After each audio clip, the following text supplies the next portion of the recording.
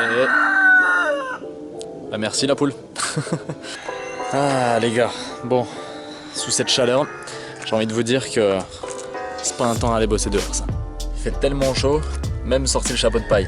Ça fait un peu le côté texan. On est chez Francis. Ça faisait longtemps qu'on n'était pas venu ici. Et là, on est venu bosser sur ça. Alors, j'ai commandé ce manomètre, donc qui est un manomètre EGT. EGT qui correspond donc à la température échappement en fait.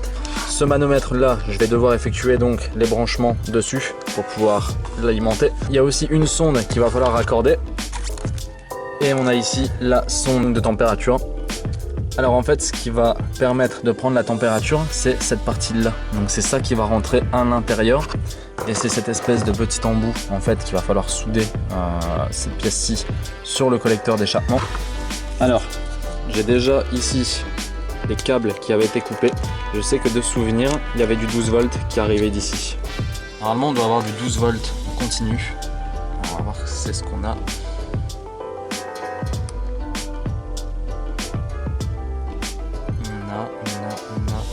On a les 12 volts en continu.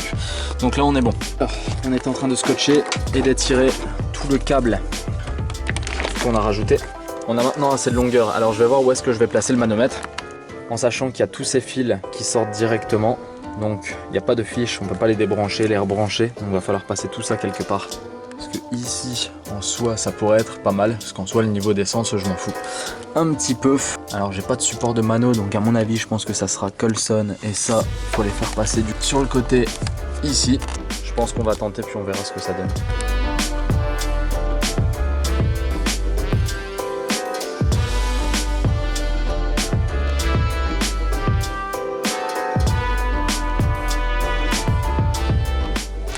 Voilà, alors on a percé les deux trous ici pour passer la fixation du manomètre et on a percé un dernier trou juste ici pour pouvoir passer les câbles par derrière.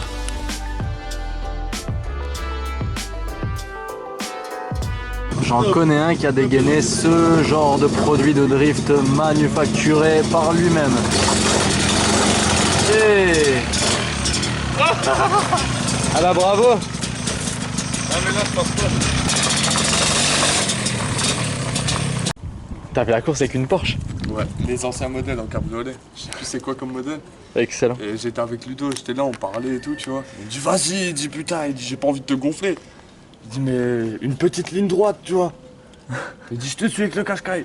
Je dis putain, je vois mais t'es en train de me gonfler là, je sais pas bien.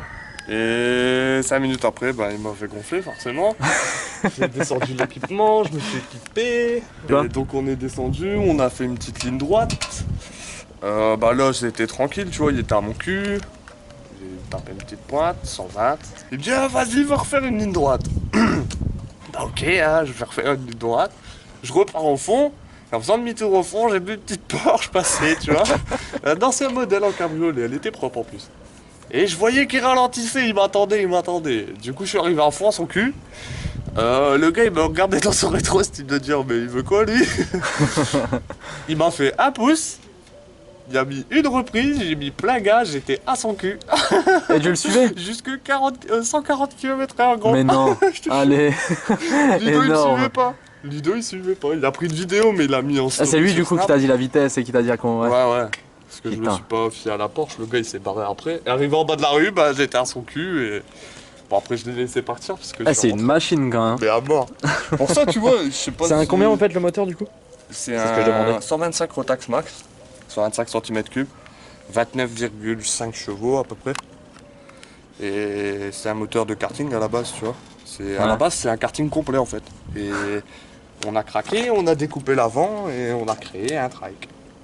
Et normalement, ce que tu peux faire, c'est que tu peux rajouter du PVC sur les pneus pour pouvoir drifter avec, c'est ça? Voilà. Parce qu'à la base, ça, c'est un drift trike. Voilà. C'est pas censé pour ceux qui connaissent.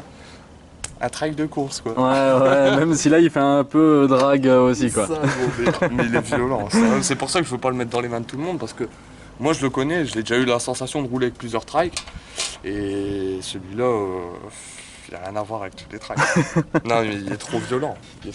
Dès que tu mets plein gaz... à un moment ça monte, tu vois, comme avec le turbo, et d'un coup, Pas tout. Et là ça part là, mais t'es collé au ciel, gros. Si tu te mets Donc pas du bien. coup, en fait, ouais, t'as modifié le châssis à ce niveau-là, c'est ça? Ouais. Toi, En t'as fait, non, découpé. même pas là, même pas ici. En gros, c'est là, on a découpé. D'accord, donc ça, c'est On le a châssis découpé. d'origine jusqu'ici. Voilà. Et en là, fait, t'as juste mis les celui-là, il partait ici, tu vois, à la base. Pour D'accord. reprendre sur les coques du karting. D'accord. Et du coup, on l'a inversé. On a rentré le petit bout dans l'autre. Et comme ça, bah, ça me fait 2 4 pieds. Tes repose-pieds. Voilà. D'accord. Et du coup, après, pour le reste du tubulaire, donc là, t'as rajouté. Là, le tubulaire, il est en lui-même, il est d'origine. On n'a rien D'accord. fait sur celui-là. Et c'est à partir Et du milieu, après- du coup? Bah, c'est celui-là qu'on a rajouté en fait la barre pour venir ramener la potence et la fourche dessus. Et ça vient de quoi, du coup? Ça vient d'un vélo? Ça vient d'un drift trike à pédale. D'accord. On a adapté plein de pièces pour revenir à plein de pièces différentes. Avec le Et du guidon, coup, voilà quoi, petit c'est câblage, le petit réservoir qui est ici, du coup. un petit réservoir d'Honda Camino, pareil, une petite mobilette. On a adapté. Et donc ici, l'engine. Moteur, du coup, qui est sur les supports d'origine. Ouais, tout est Tout est d'origine au niveau des supports du moteur. Rien Ouais. touché à part. Et au niveau pareil, au niveau. Ouais, t'as À juste part fabriqué le la support en assise, assise. on a Ouais. fabriqué celui-là et on a déplacé les 2 pattes à l'avant pour dire de venir remettre. Ouais, pour être Le mieux siège positionné, droit. quoi. Ouais, Voilà. je vois. Et sinon, Avec l'échappement. Donc après, tout ce qui est échappement et train arrière, tout ça, après, c'est fixe, C'est c'est d'origine. D'accord. on a rajouté celle-là aussi. Là, qui part à l'arrière, là, au cas où on a un choc. Ah ouais, donc là, tu mets la batterie, en fait. Ouais. Et voilà. Là, il va nous mettre une pointe. C'est parti.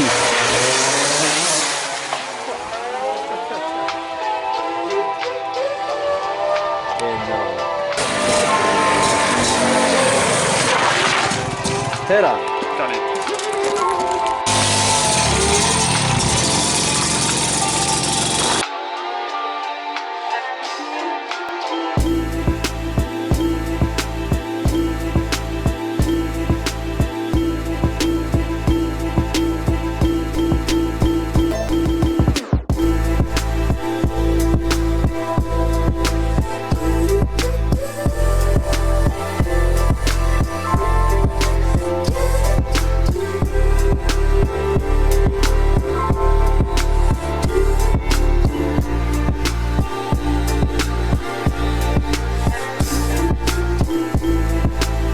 Et donc là, on a le mano qui va être ici, qui pour l'instant n'est pas attaché. On a l'interrupteur du coup que je viens de fixer et de brancher. Et qui est relié donc ici au câble qu'on avait mis. Alors, ce qui est bien, c'est que du coup, maintenant il s'allume normalement. Voilà. Maintenant, tout ce qui reste à faire, c'est passer au propre ces câbles, relier la sonde, et après c'est d'elle qu'on s'occupe. Ah, c'est pas très pratique à passer, hein. En fait il descend, il vient ici. Tu vois, elle est là, la gaine. Ah ouais. Tu l'as? Ah ouais, je la vois. Donc, je vais l'attraper. Attends, non, bouge pas. Vas-y, viens. Elle va venir et voilà. On l'a. Nickel. Du coup, maintenant. Alors, à l'intérieur, le mano est branché, fonctionnel. Il n'y a pas de problème. Le câblage, tout est fini. Alors maintenant, c'est la partie la plus complexe qui s'annonce. Il va falloir percer ça. Alors, le truc c'est que la sonde qui est ici doit rentrer comme ça dedans. On a un petit support ici qu'il va falloir venir souder. Ce qui est compliqué en fait, c'est que ça tombe directement dans le turbo. Et en fait, quand on va percer, il faut surtout pas qu'il y ait de limaille qui rentre dedans, au risque d'abîmer les hélices et le turbo en lui-même. Donc il va falloir percer là-dedans sans mettre de limaille. Alors, au début, quand on perce, il n'y a pas de problème. Mais après, quand on va toucher le fond, ce qui risque d'arriver, c'est qu'une fois que le trou va s'ouvrir, que la limaille tombe dedans, et ça, faut surtout pas que ça arrive. Alors, pour ça, j'ai pensé à un truc, c'est tout con, truc tout bête, d'un aimant. Donc, pour éviter que la limaille tombe dedans, imaginons que le vis qui est dessus, ce soit la limaille.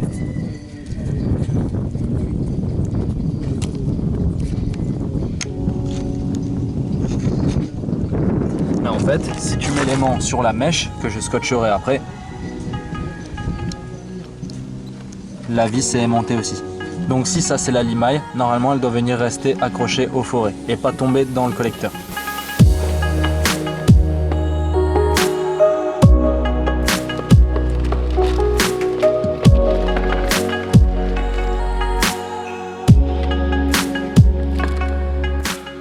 voilà, ça c'est la tête qu'on va devoir mettre à l'intérieur. Alors, déjà, ça rentre tout pile, c'est bien.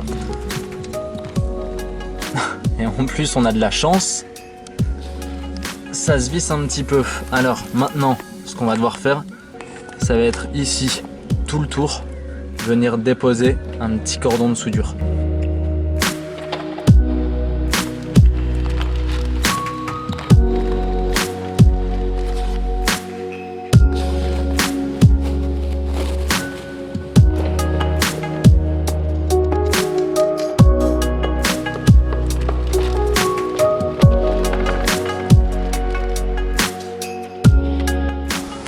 C'est déjà le soir, il fait déjà noir.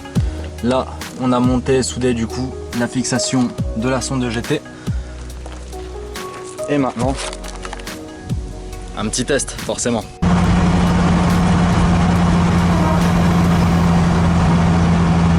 Un manette plus à la collection. Donc là, on sait que j'ai une température d'échappement en stable qui est à peu près 980 degrés.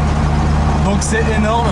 Ça, on le savait parce que la carto n'a pas été faite en fonction de la température d'échappement, mais ça va changer. Du coup, les gars, vous me voyez pas très bien là, voire même pas du tout. Mais je vous laisse sur ça et on se revoit plus tard pour la sortie. Tchuss les gars!